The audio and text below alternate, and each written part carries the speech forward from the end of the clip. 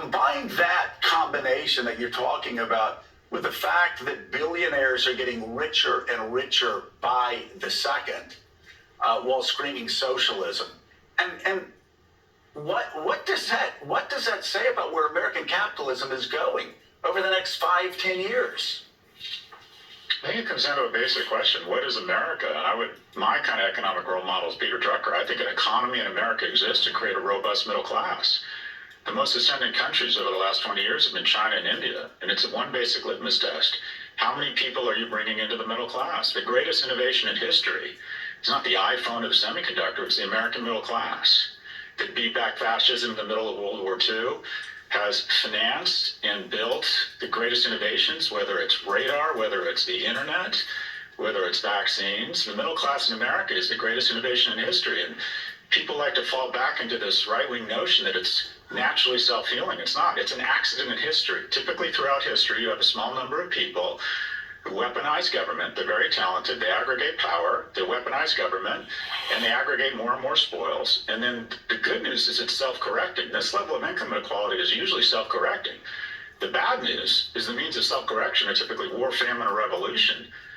And if you want to talk about tax policy, the myth in tax policy is that the rich don't pay their taxes. That's just not true. The fulcrum is the following. There's super earners and super owners. The folks around your table are probably considered super earners. You make exceptional livings, but it's all current income reported on a W-2. And if you live in New Jersey or New York, you're probably paying 48 to 52% tax rates. Right. But if you're a super owner, I make my living starting and selling businesses. My last business, which was sold for $160 million, I'm very transparent about money. This gestalt or zeitgeist that people should not talk about money is nothing but an attempt to keep poor people down, because rich people talk about money all the time. It's important to be financially literate. The first $10 million for my $160 million sale was tax-free. My effective tax rate over the last 10 years has been 17%. The average tax rate on the wealthiest 25 Americans is 6%. Corporate tax rates are at their lowest point since 1939. At the same time, taxes have gone up for the super owners. Now, the bottom 50% don't pay much federal income tax, but they pay a lot in usage and consumption taxes. But this misdirect talking about tax rates misses the point. It's the tax code, which has gone from 400 pages to 4,000. And that 3,600 pages, quite frankly, is there to screw the middle class and continue to transfer more money to the super wealthy. The fastest growing demographic group in America is not seniors. It's not Latins. It's billionaires. We had 500 billionaires 10 years ago. We now have 2,500. So if you want to cram more and more wealth into a smaller group of people, we're on our way. And the weird thing about America is that we support it because our superpower is our optimism.